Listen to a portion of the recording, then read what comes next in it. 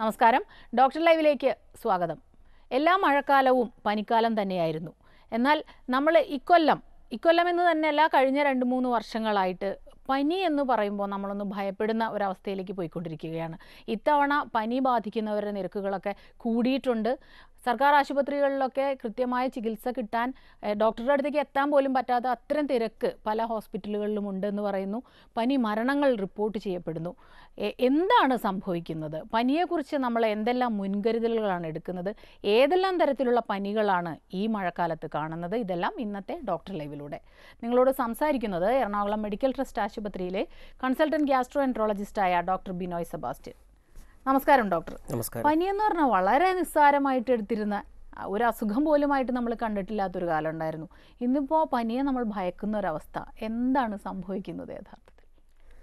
അതെ, ഒത്തിരി കാര്യങ്ങൾ സംഭവിക്കുന്നുണ്ട്. ഇപ്പോൾ എന്താണ് ഈ പനി?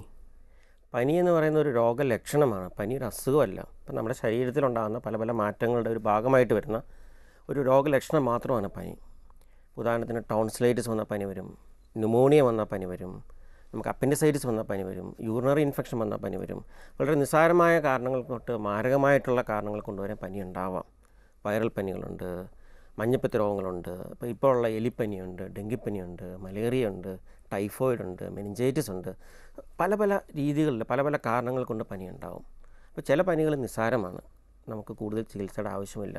നന്നായിട്ട് വെള്ളം കുടിച്ച് പനിക്കുള്ള പാരസെറ്റമോൾ കഴിച്ച് മുന്നോട്ട് പോയാൽ മതി. അതേസമയം ചില തരം പനികൾ പ്രശ്നക്കാരാണ്.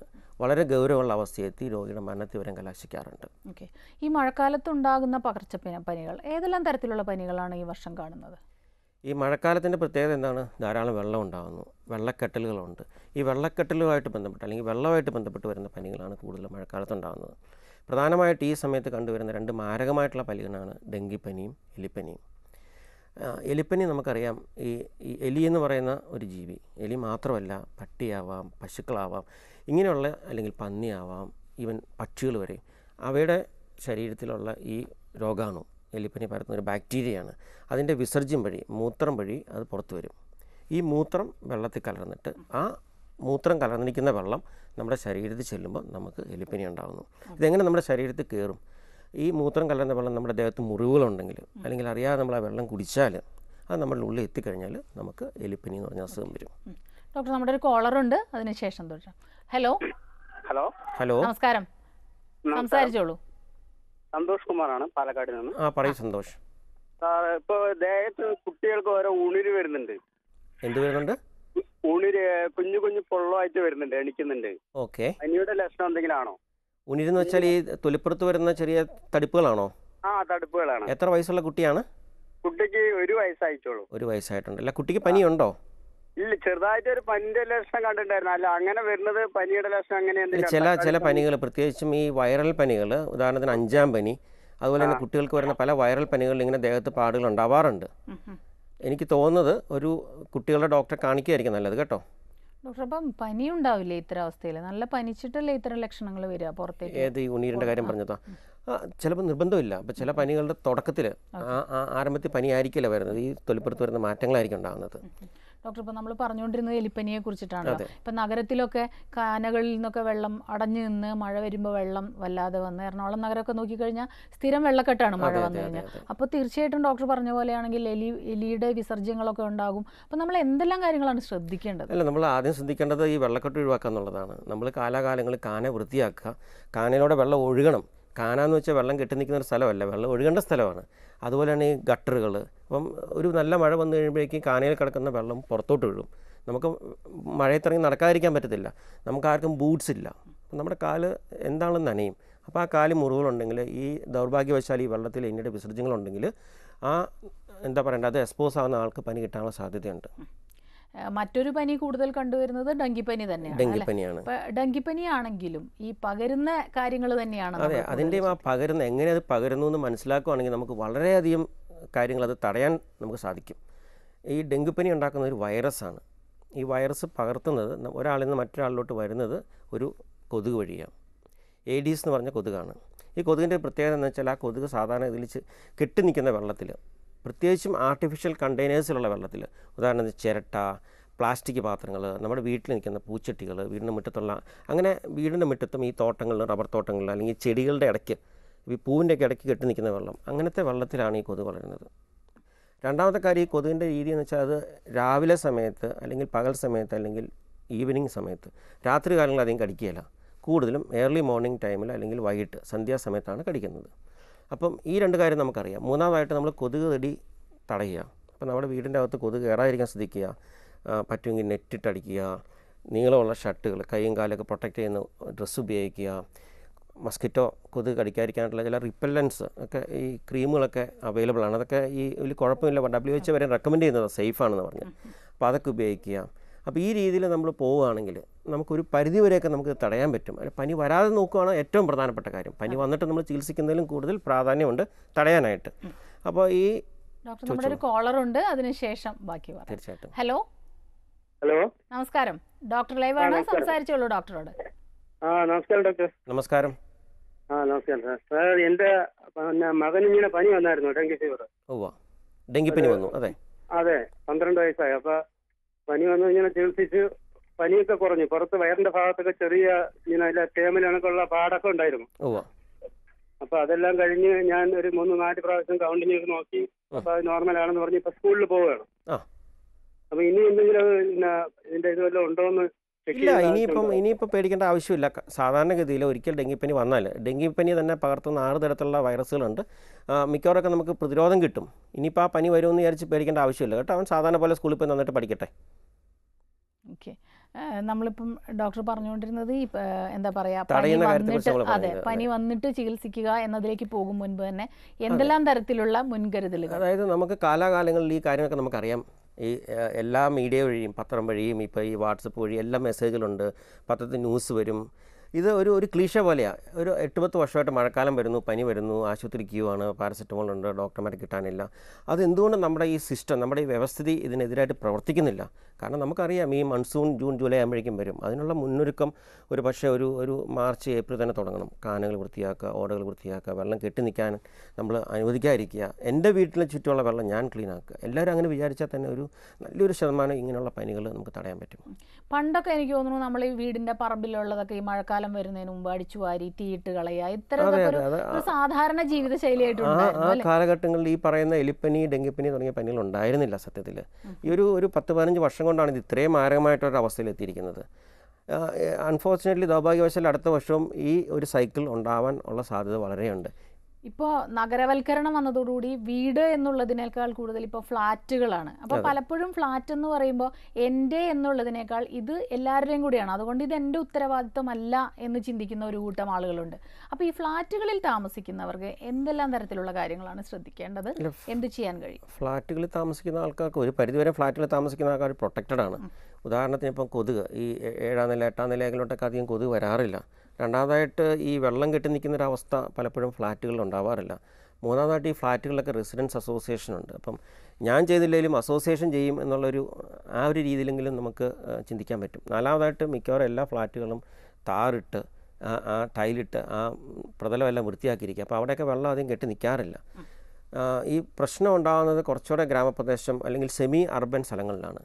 ഈ ടൗണുമായിട്ട് ബന്ധപ്പെട്ട് നിൽക്കുന്ന സ്ഥലങ്ങൾ, റബ്ബർ തോട്ടങ്ങൾ, തോട്ടമേഖലകൾ, അവിടെയൊക്കെയാണ് ഇപ്പം റബ്ബർ തോട്ടത്തിലുള്ള ചിരട്ടകൾ അത് കമന്ന് വെക്കുകയില്ല, മലന്ന് കിടക്കാം. പിന്നെ നമ്മൾ ഉപേക്ഷിക്കുന്ന ഈ പ്ലാസ്റ്റിക് കൂടുകൾ വരെ മതി. അതിൻ്റെ ഒരു വശം തുറന്നിരിക്കുകയാണ്, അത് കുറച്ച് മണ്ണ് വീണു, ആ മണ്ണിൻ്റെ ആ ഒരു ഇതിനകത്ത് വെള്ളം കെട്ടി നിൽക്കാം. ആ കെട്ടി നിൽക്കുന്ന വെള്ളത്തിൽ വന്ന് കൊതുകുണ്ടാവും. അതുപോലെ തന്നെ എലിയുടെ വിസർജ്യങ്ങളും എല്ലാം അവിടെ ഉണ്ടാവാം. അടുത്തൊരു കോളിലേക്ക് പോകാം ഡോക്ടർ. തീർച്ചയായിട്ടും. ഹലോ, നമസ്കാരം. ഡോക്ടറോട് സംസാരിച്ചോളൂ. സാറേ, ഞാൻ ഇവിടെ പെരുമ്പാവൂരടുത്ത് മീൻപാറ എന്ന് പറയുന്ന സ്ഥലത്തു നിന്നാണ് വിളിക്കുന്നത്. പറയൂ. അപ്പൊ ഞാൻ മകളുടെ കുട്ടിക്ക് വേണ്ടിയിട്ടാ. അപ്പൊ അവൾക്ക് 2 വയസ്സുണ്ട്. അപ്പൊ ആദ്യം പനിയായിട്ടാ തുടങ്ങിയത്. അതിന്റെ കൂടെ വയറിളക്കം വന്നു. അപ്പൊ ഈ വയറിളക്കം എന്ന് പറഞ്ഞാൽ ഇപ്പൊ 4-5 ദിവസമായി. അപ്പൊ ഡോക്ടറെ കാണിക്കുന്നുണ്ട്.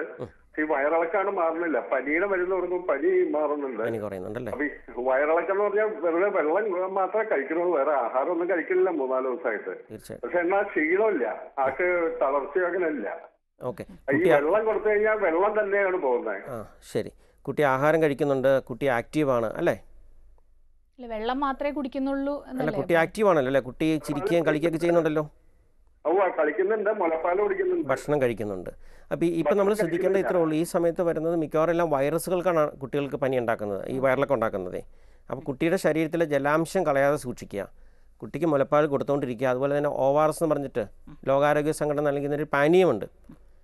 അപ്പോൾ കുട്ടിക്ക് കരിക്കും വെള്ളമോ അല്ലെങ്കിൽ കഞ്ഞിവെള്ളത്തിൽ ഉപ്പിട്ടിട്ടോ അല്ലെങ്കിൽ ഈ പാനീയം തുടർച്ചയായിട്ട് കൊടുത്തുകൊണ്ടിരിക്കുക. മാറിക്കോളും കേട്ടോ, വിഷമിക്കണ്ട. ഓക്കെ ഡോക്ടർ, നമുക്കൊരു ഇടവേളയ്ക്ക് ശേഷം തിരികെ വരാം. ഡോക്ടർ ലൈവിൽ ഒരു ഇടവേള.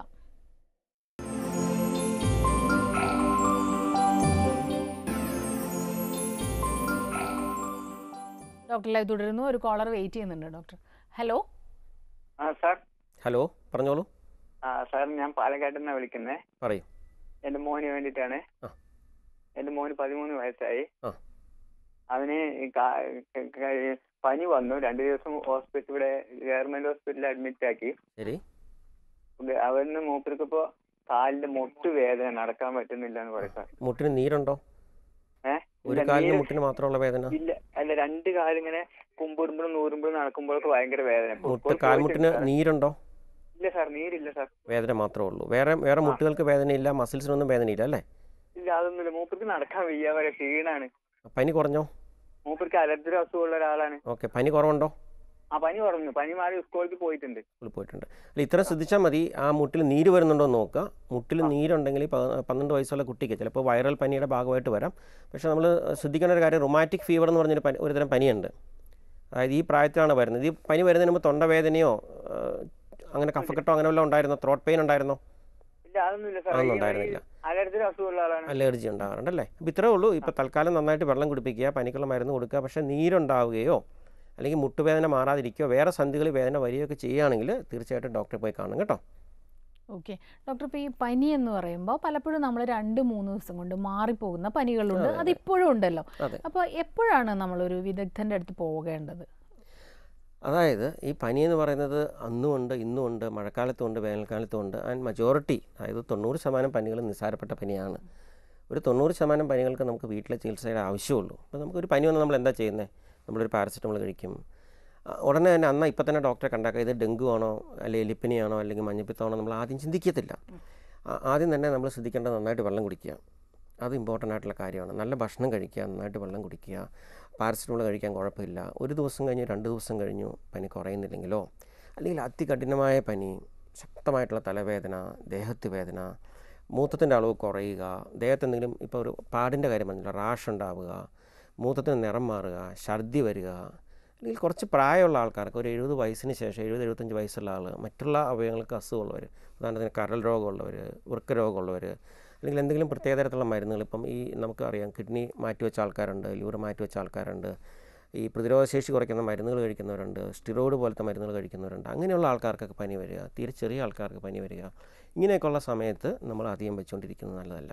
അപ്പോൾ എന്തെങ്കിലും ഒരു അസ്വാഭാവികത ഉണ്ടാവുകയാണെങ്കിൽ, 1 ദിവസം പനിച്ചു, 2 ദിവസം പനിച്ചു, പിന്നെ പനിയും ദേഹത്ത് വേദനയും തലവേദനയൊക്കെ കുറയുകയാണെങ്കിൽ ഡോക്ടറെ പോയി കാണേണ്ട കാര്യമില്ല. അതെല്ലാം സാധാരണ വൈറൽ പനികൾ തന്നെ ആയിരിക്കാം. അതല്ലാതെ വേറെ എന്തെങ്കിലും ഉണ്ടാകുന്നു, അല്ലെങ്കിൽ നല്ല ചുമ, ശക്തമായിട്ടുള്ള വയറുവേദന, അങ്ങനെയൊക്കെ ഉണ്ടെങ്കിൽ തീർച്ചയായിട്ടും ഡോക്ടറെ കാണേണ്ടതാണ്. ടൈഫോയിഡും ഇത്തരത്തിൽ കുറച്ച് ഗൗരവത്തോടുകൂടി തന്നെ കാണേണ്ട ഒരു അസുഖമാണ്. അതെ, ടൈഫോയിഡ് ഈ പറഞ്ഞ പോലെ തന്നെയാണ്. ടൈഫോയിഡ് വെള്ളത്തിൽ കൂടെ വരുന്നതാണ്. ടൈഫോയിഡ് ഉണ്ടാക്കുന്ന ആ ബാക്ടീരിയ വെള്ളത്തിൽ കൂടെയാണ് വരുന്നത്. വെള്ളത്തിൽ കൂടെ അല്ലെങ്കിൽ ടൈഫോയിഡ് ആ അണുക്കൾ കടന്നിട്ടുള്ള ഫുഡ് കഴിക്കുമ്പം, പ്രത്യേകിച്ചും നമ്മുടെ നാട്ടിലൊരു ഒരു നൈറ്റ് കടകൾ, തട്ടുകട സംസ്കാരമുണ്ട്. അപ്പോൾ തട്ടുകട എന്ന് ഞാൻ പറയുന്നില്ല, വൃത്തിയല്ലാത്ത രീതിയിൽ എവിടെ നിന്ന് കഴിച്ചാലും 5 സ്റ്റാർ ഹോട്ടലിൽ നിന്ന് കഴിച്ചാലും അതുണ്ടാവാം. അപ്പോൾ പലപ്പോഴും ഈ തുറന്ന് വെച്ചിരിക്കുന്ന ഭക്ഷണം, ക്ലീനാക്കാത്ത വെജിറ്റബിൾസ്, ഇപ്പോൾ സാലഡ്സ് ഒക്കെ ഉണ്ട്. ചില സമയത്ത് ദൗർഭാഗ്യവശാൽ അതൊന്നും ക്ലീനാക്കാതെ, കഴുകാതെ, ഇപ്പോൾ കുക്കുംബറൊന്നും കഴുകാതെ, ഒണിയൻ കഴുകാതെയൊക്കെ ഉപയോഗിക്കുകയാണെങ്കിൽ അങ്ങനെയൊക്കെ വരുമ്പോൾ ടൈഫോയിഡൊക്കെ കിട്ടാം. ഓക്കെ, ഇനി കഴുകുകയാണെങ്കിൽ തന്നെ അത് ചീത്ത വെള്ളത്തിൽ കഴുകിയതാണെങ്കിലും ചീത്ത വെള്ളമായിരിക്കും. പാത്രം വൃത്തിയാക്കുന്ന വെള്ളം മോശമാണെങ്കിലോ അതെല്ലാം ഇപ്പം തിളപ്പിച്ചാർച്ച് വെള്ളം കുടിക്കുക, അത് വളരെ ഇമ്പോർട്ടൻ്റ് ആണ്. ഇപ്പം നമ്മുടെ വീട്ടിൽ ഈ പ്യൂരിഫയർ ഉണ്ടായിരിക്കും, എങ്കിൽ പോലും അതിൻ്റെ കാലാവധി കഴിഞ്ഞ് കഴിഞ്ഞാൽ നമുക്കതിനെ ട്രസ്റ്റ് ചെയ്യാൻ പറ്റത്തില്ല. പക്ഷെ നമുക്ക് വിശ്വസിക്കാവുന്നൊരു കാര്യമുണ്ട്, നമ്മുടെ കൺമുമ്പിൽ വെള്ളം ഒരു 2-3 മിനിറ്റ് 5 മിനിറ്റെങ്കിലും തിളക്കുകയാണെങ്കിൽ ഒരു 75-80% രോഗാണുക്കളെയും അതുമൂലം നമുക്ക് ഒഴിവാക്കാൻ പറ്റും. ഡോക്ടർ, ഇപ്പോൾ ഒരു മിനറൽ വാട്ടർ സംസ്കാരത്തിലേക്ക് നമ്മൾ പോയിക്കൊണ്ടിരിക്കുകയാണ്, വീടുകളിലും വാങ്ങി വെക്കുന്നുണ്ട്. അപ്പോൾ അതൊരിക്കലും തിളപ്പിക്കാനൊന്നും ആരും മെനക്കെടാറില്ല. കാരണം അതിൻ്റെ ബുദ്ധിമുട്ട് ഓർത്തിട്ടാണ്. രണ്ടാമതായിട്ട് മിനറൽ വാട്ടർ കൂടെ തന്നെ മിനറൽ വാട്ടറിൻ്റെ കൂടെ വരുന്ന പ്ലാസ്റ്റിക് കുപ്പിയുണ്ട്. ഈ പ്ലാസ്റ്റിക് കുപ്പി നമ്മൾ കളയുക ചെയ്യുന്നത്. ആ പ്ലാസ്റ്റിക് കുപ്പി പല രീതിയിലും പരിസ്ഥിതിക്ക് പ്രോബ്ലം ഉണ്ടാക്കുന്നുണ്ട്. മിനറൽ വാട്ടർ നമ്മളിപ്പോൾ ഒരു ബ്രാൻഡ് അല്ലെങ്കിൽ ഇതിനെ ട്രസ്റ്റ് ചെയ്ത് നമുക്ക് മുന്നോട്ട് പോകാം. മിനറൽ വാട്ടർ തിളപ്പിക്കണമെന്ന് ഞാൻ പറയല്ല, അതിൻ്റെ ക്വാളിറ്റി കൺട്രോൾ നോക്കേണ്ട അധികാരികളാണ്. പക്ഷേ ഒരു 2-3 ദിവസം മിനറൽ വാട്ടർ ഒരു കുപ്പി തുറന്ന് വെച്ചിട്ടുണ്ടെങ്കിൽ മേക്ക് ഷുവർ ദാറ്റ് അത് ബോയിൽ ചെയ്തിട്ടുണ്ടെന്നുള്ളത്. അടുത്തൊരു കോളിലേക്ക് പോകാം ഡോക്ടർ. ഹലോ. ഹലോ, നമസ്കാരം, ഡോക്ടർ ലൈവാണ്. ഡോക്ടറോട് ചോദിച്ചോളൂ. സാറേ പറയൂ. എൻ്റെ പേര് അൻസിൽ എന്നായിരുന്നു. 24 വയസ്സായി. തൊടുപുഴയെന്നാണ് വിളിക്കുന്നത്. എന്ത് പറ്റി പറഞ്ഞോളൂ. പനിയുടെ ലക്ഷണങ്ങൾ എന്ന് പറഞ്ഞാൽ മേലുവേദന ഇപ്പോൾ നന്നായിട്ടുണ്ട്. മേലുവേദന കൂടുതലാണ്. എത്ര ദിവസമായിട്ട് പനിയുണ്ട്? 2 ദിവസമായിട്ട് ഇപ്പോൾ ഉണ്ടായിരുന്നു. 2 ദിവസമായിട്ട് പനി കൂടി വരികയാണോ? ആദ്യത്തേലും കൂടി വരികയാണോ? ഞാനിപ്പോൾ പാരസെറ്റാമോൾ കഴിച്ചായിരുന്നേ. അതെ, രാവിലെ കഴിച്ചായിരുന്നു. അപ്പോൾ രാവിലെ ഉച്ചയ്ക്ക് ആവിയും പിടിച്ചു. ഒരു കാര്യം ചെയ്യൂ, ഇന്നൊരു ദിവസം നമുക്ക് വെയിറ്റ് ചെയ്യാം. പനി നാളെ ഉണ്ടെങ്കിൽ, ദേഹത്തോന് നാളെ ഉണ്ടെങ്കിൽ തൊടുപുഴ ഏതെങ്കിലും ഹോസ്പിറ്റലിൽ ഡോക്ടറെ കാണണം കേട്ടോ. ഓക്കെ ഡോക്ടർ, ഇപ്പം ഈ അന്യസംസ്ഥാന തൊഴിലാളികളൊക്കെ ഒരുപാട് ഇവിടെ ഇപ്പോൾ താമസിക്കുന്നുണ്ട്. അപ്പോൾ പലപ്പോഴും ഇവരുടെ ജീവിത സാഹചര്യങ്ങൾ നമ്മൾ ഈ കൊടുക്കുന്ന പ്രൊവൈഡ് ചെയ്യുന്നതിൻ്റെ ഒരു പ്രശ്നമുണ്ട്. പലപ്പോഴും നമ്മൾ കണ്ടിട്ടുണ്ട് വലിയ വലിയ ഫ്ലാറ്റുകളുടെ സൈഡിലൊക്കെ ആയിട്ട് തീരെ കുറഞ്ഞ പരിമിതമായ സാഹചര്യങ്ങളിൽ ഇവർ ജീവിക്കുന്ന, ഇവരുടെ ബാത്റൂം ഫെസിലിറ്റീസ് ആണെങ്കിലും. അപ്പോൾ അങ്ങനെയുള്ളവരുടെ ഇടയിൽ കൂടുതലായിട്ട് ഈ പനി റിപ്പോർട്ട് ചെയ്യുന്നുണ്ടെന്നാണ് ഇപ്പോൾ പെരുമ്പാവൂർ ഏരിയ എന്നൊക്കെ കഴിഞ്ഞ ദിവസം ഒരു ഡോക്ടർ പറയുന്നുണ്ടായി. അപ്പോൾ അത്തരം കാര്യങ്ങളിൽ എന്താണ് നമ്മൾ ശ്രദ്ധിക്കേണ്ടത്? ഈ അന്യസംസ്ഥാന തൊഴിലാളികൾ വന്നു കഴിഞ്ഞപ്പോഴേക്കും നമുക്ക് ഒത്തിരി പ്രയോജനങ്ങളുണ്ടായി. കൺസ്ട്രക്ഷൻ ബൂം ചെയ്തു. ഇപ്പം നമ്മുടെ നാട്ടുകാർ ചെയ്യാൻ മടിക്കുന്ന എല്ലാ തരത്തിലുള്ള ജോലികൾ അവർ ചെയ്യുന്നുണ്ട്. ദൗർഭാഗ്യവശാൽ അവർ വളരെ എൻ്റർപ്രൈസിംഗ് ആയിട്ടുള്ള ആൾക്കാരാണ്. എന്ത് ജോലിയും ചെയ്യും, കൂടുതൽ സമയം ജോലി ചെയ്യും, ചെറുപ്പക്കാരാണ്. പക്ഷേ ദൗർഭാഗ്യവശാൽ ആരോഗ്യരംഗത്ത് അവർ കുറച്ച് പ്രശ്നങ്ങൾ ഉണ്ടാക്കിയിട്ടുണ്ട്. ഉദാഹരണത്തിന് നമ്മുടെ നാട്ടിൽ അധികം കാണപ്പെടാതിരുന്ന ചില അസുഖങ്ങൾ, മലേറിയ, അതുപോലെ തന്നെ ഒരു ഹെപ്പറ്റൈറ്റിസ് ഇ എന്ന് പറഞ്ഞാൽ, ഹെപ്പറ്റൈറ്റിസ് എന്ന് വെച്ചാൽ ലിവറിന് ബാധിക്കുന്ന അസുഖം. നമ്മുടെ നാട്ടിൽ എപ്പോഴും ഉള്ളത് എ വൈറസാണ്. ഇ എന്ന് പറഞ്ഞൊരു വൈറസ് ഉണ്ട്. അത് നോർത്ത് ഇന്ത്യൻ ഭാഗത്തൊക്കെയാണുള്ളത്. അപ്പോൾ അവിടുന്ന് വന്നപ്പോൾ ആ ആൾക്കാർ വരുമ്പോൾ ഈ വൈറസിൻ്റെ പ്രത്യേകത വെച്ചാൽ നമ്മുടെ ശരീരത്തിലുണ്ടാവും. അവർ രോഗവാഹകരായിരിക്കും. അവർ അവിടുന്ന് ട്രെയിൻ കയറിയൂടെ വരുന്നു. ആ വൈറസ് പുറത്ത് വരുന്നത് അവരുടെ മലത്തിൽ കൂടെയാണ്. അപ്പോൾ ഈ പറഞ്ഞതുപോലെ അവർക്ക് നമ്മൾ വേണ്ട രീതിയിലുള്ള സൗകര്യങ്ങൾ ഉണ്ടാക്കി കൊടുക്കുന്നില്ല.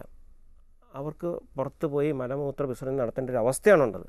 ആ അവസ്ഥ കാരണം അവരത് ചെയ്യും. കാരണം മനുഷ്യന് ചെയ്യാതിരിക്കാൻ പറ്റത്തില്ല. അങ്ങനെ വരുമ്പോൾ ആ മലം വെള്ളത്തിൽ കലരും. ആ മലത്തിൽ ഈച്ച വന്നിരിക്കും. ആ മലത്തിൽ കൂടി ഒരു 5-6 വർഷം മുമ്പ് നമുക്കിവിടെ ഒരു ഹെപ്പറ്റൈറ്റിസ് ഇയുടെ ഔട്ട് ബ്രേക്ക് ഉണ്ടായിരുന്നു നമ്മുടെ കേരളത്തിൽ. അപ്പോൾ നമ്മൾ ഇതിനെക്കുറിച്ച് പഠിച്ചു കഴിഞ്ഞപ്പോൾ നമ്മൾ മനസ്സിലാക്കിയൊരു കാര്യം, കാരണം കേരളത്തിൽ വന്ന ഒരു മാറ്റം എന്ന് പറയുന്നത് ഈ പറയുന്ന കുറേ അധികം ഉത്തര ഇന്ത്യയിൽ നിന്നുള്ള തൊഴിലാളികളായിരുന്നു. അതുപോലെ തന്നെയാണ് മലേറിയ പനി. നമ്മുടെ നാട്ടിൽ അധികം ഉണ്ടായിരുന്നില്ല, പക്ഷെ അത് വരും.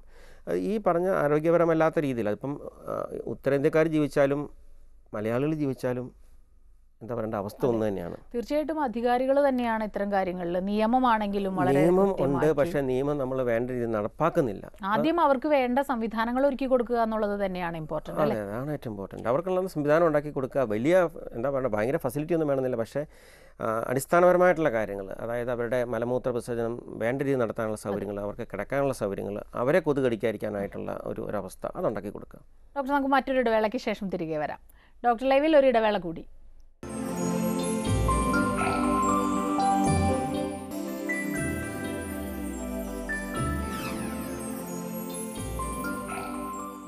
ഡോക്ടറിലായി തുടരുന്നു.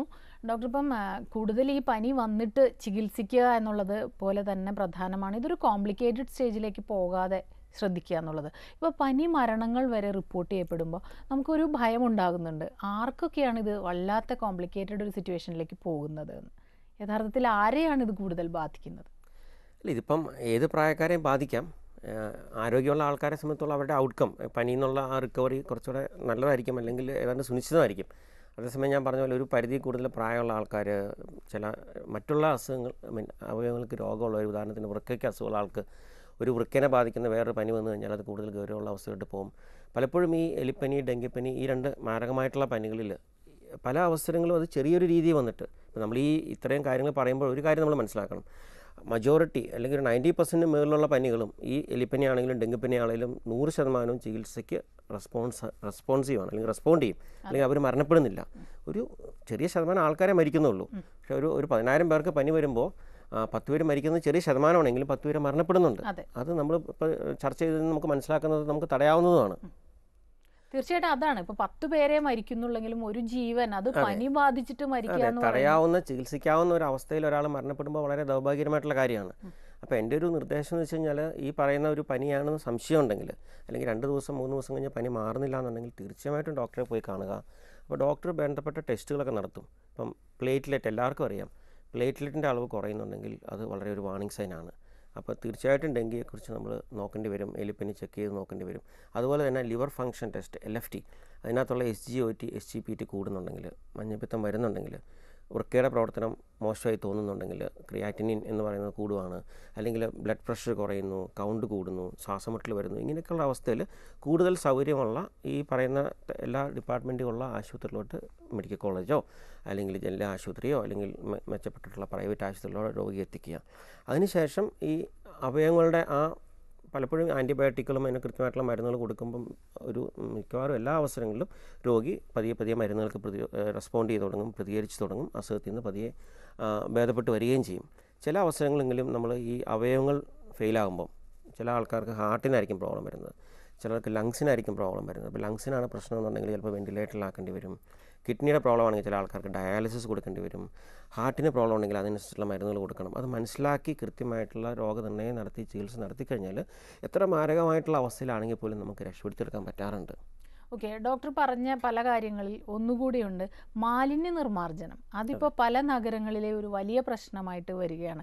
എപ്പോഴും ഈ ആരും കാണാതെ, എത്ര നിയമമുണ്ടെങ്കിലും ആരും കാണാതെ നമ്മുടെ വേസ്റ്റ് കൊണ്ടുപോയിട്ട് അവിടെ ഇവിടെ വലിച്ചെറിയുന്ന ഒരു പ്രവണതയുണ്ട്. അത് പിന്നീട് കാക്കയൊക്കെ കുത്തി വലിച്ച്. അപ്പോൾ അത്തരം കാര്യങ്ങളിൽ നമ്മൾ എന്താണ് ശ്രദ്ധിക്കേണ്ടത്? നമുക്ക് എല്ലാവർക്കും അറിയാം എന്താ ചെയ്യേണ്ടതെന്നുള്ളത്, അല്ലേ? അതിപ്പോൾ പ്രത്യേകിച്ച് പറയേണ്ട ആവശ്യമൊന്നുമില്ല. പക്ഷേ നമ്മുടെ ഒരു മലയാളിയുടെ സ്വഭാവം എന്ന് വെച്ചാൽ സ്വന്തം വീടിൻ്റെ അകം അത് വൃത്തിയാക്കും. നമ്മുടെ ഉണ്ടാകുന്ന വേസ്റ്റ് ഒരു പ്ലാസ്റ്റിക് കൂടി കെട്ടിയിട്ട് ഒന്നുകിൽ തൊട്ടടുത്തുള്ള വീട്ടിലിടുക, അല്ലെങ്കിൽ ഇപ്പോൾ എല്ലാവരും ബൈക്കിൽ പോകുന്ന വഴിക്ക് ഒരു തട്ട്, അല്ലെങ്കിൽ കാറിൽ പോകുമ്പോൾ ഇങ്ങനെ ഒന്ന് താത്തിയിട്ടൊന്ന് എറിയുക. അത് ചെയ്യരുത്. അത് ചെയ്യുന്നത് നമ്മളോട് തന്നെയാണ് നമ്മൾ ചെയ്യുന്നത്. ചിലപ്പോൾ ആ വേസ്റ്റിൽ നിന്നുണ്ടാകുന്ന കൊതുകോ അല്ല ആ വേസ്റ്റിൽ നിന്ന് വരുന്ന എലിയുടെ വിസർജ്യം കൊണ്ട് ചിലപ്പോൾ എനിക്കായിരിക്കും ആ അസുഖം കിട്ടുന്നത്. അപ്പോൾ അത് എല്ലാവരും ഉണരണം, എല്ലാവരും ഇത് മനസ്സിലാക്കണം. ഇത് നമ്മുടെ നാടാണ്, നമ്മുടെ ആരോഗ്യമാണ്, നമ്മുടെ കേരളമാണ്. ഇത് നന്നാക്കേണ്ടത് നമ്മുടെ ഉത്തരവാദിത്തമാണെന്ന് ഞാൻ മനസ്സിലാക്കുക, എൻ്റെ വീട്ടുകാർ മനസ്സിലാക്കുക, നമ്മുടെ റെസിഡൻസ് അസോസിയേഷൻ മനസ്സിലാക്കുക, ആ പഞ്ചായത്ത് മനസ്സിലാക്കുക, ആ മുനിസിപ്പാലിറ്റി മനസ്സിലാക്കുക, ഈ ജില്ല മനസ്സിലാക്കുക. അത് അധികാരികളോടൊപ്പം നിന്ന്, ഇതിന് ഉത്തരവാദിത്തപ്പെട്ട ആൾക്കാരോടൊപ്പം നിന്ന്, നിയമപാലകരോടൊപ്പം നിന്ന് നമ്മൾ മുന്നോട്ട് പോവുകയാണെങ്കിൽ തീർച്ചയായിട്ടും നമുക്ക് തടയാൻ പറ്റും. നമുക്ക് ചെയ്യാവുന്ന കാര്യമേ ഉള്ളൂ. ഇപ്പോൾ വേസ്റ്റ് ഓരോ വീടുകളിൽ ഇപ്പം കുടുംബശ്രീക്കാരുണ്ട്, അല്ലെങ്കിൽ ഈ മാലിന്യം കളക്ട് ചെയ്യാൻ വരുന്ന ആൾക്കാരുണ്ട്. അത് സമയാസമയങ്ങളൊരു ഭദ്രമായിട്ട് അടച്ചു വെച്ചിട്ട് അവർ വരുമ്പോൾ അവർക്ക് കൊടുക്കുക. പ്ലാസ്റ്റിക് നമ്മൾ തിരിച്ച് മാറ്റി വെക്കുക. ബയോമെഡിക്കൽ വേസ്റ്റ് അല്ലെങ്കിൽ ഈ എന്താ പറയണ്ടേ, ഈ പച്ചക്കറികളും ഭക്ഷ്യപദാർത്ഥങ്ങളും അത് ഒരുമിച്ച് വെക്കുക. അത് എല്ലാവർക്കും ചെയ്യാവുന്ന കാര്യമാണ്. അത് വലിയൊരു കാര്യമേ അല്ല. അങ്ങനെ നമ്മൾ ശ്രദ്ധിക്കുകയാണെങ്കിൽ നമ്മുടെ വീട്ടിൽ നിന്ന് തുടങ്ങണം. നമ്മുടെ പരിസരങ്ങൾ നമ്മൾ വൃത്തിയാക്കണം. എന്നിട്ട് മാത്രം നമ്മൾ മറ്റുള്ളവരെ കുറ്റം പറയും. അപ്പോൾ നമ്മൾ പറയാറില്ല, ഒരു വിരൽ ചൂണ്ടുമ്പം 4 വിരൽ നമ്മളിലോട്ടാണ് നിൽക്കുന്നത്. അപ്പോൾ പലപ്പോഴും പ്രശ്നം നമ്മളിൽ തന്നെയാണ്. ഡോക്ടർ, ഇപ്പം പനി വല്ലാതെ പടരുന്ന ഒരു സാഹചര്യത്തിൽ തീർച്ചയായിട്ടും കുറച്ചെങ്കിലും ഒരു അവയർനെസ് ഉണ്ടാക്കാൻ നമ്മുടെ പരിപാടി കൊണ്ട് സാധിച്ചില്ല. ഇതുപോലുള്ള ഒത്തിരി പരിപാടികൾ എല്ലാ മീഡിയയിലും നടക്കുന്നുണ്ട്. അത് വളരെ നല്ല കാര്യമാണ്. നമ്മൾ മനസ്സിലാക്കേണ്ട കാര്യങ്ങൾ പനി മാത്രമല്ല, പല അസുഖങ്ങളും നമ്മൾ വരുത്തി വെക്കുന്നതാണ്. അസുഖം വന്നിട്ട് അയ്യോ എനിക്ക് അസുഖം വന്നു, ഇനി ഡോക്ടറെ കാണണം, കാശ് കളയണം, അതല്ലാതെ അത് വരാതിരിക്കാനായിട്ടുള്ള മുൻകരുതൽ നമ്മൾ എടുക്കുക. Prevention is always better than cure. വളരെയധികം നന്ദി ഡോക്ടർ. ഡോക്ടർ ലൈവിൻ്റെ ഈ അധ്യായം ഇവിടെ അവസാനിക്കുന്നു. നമസ്കാരം.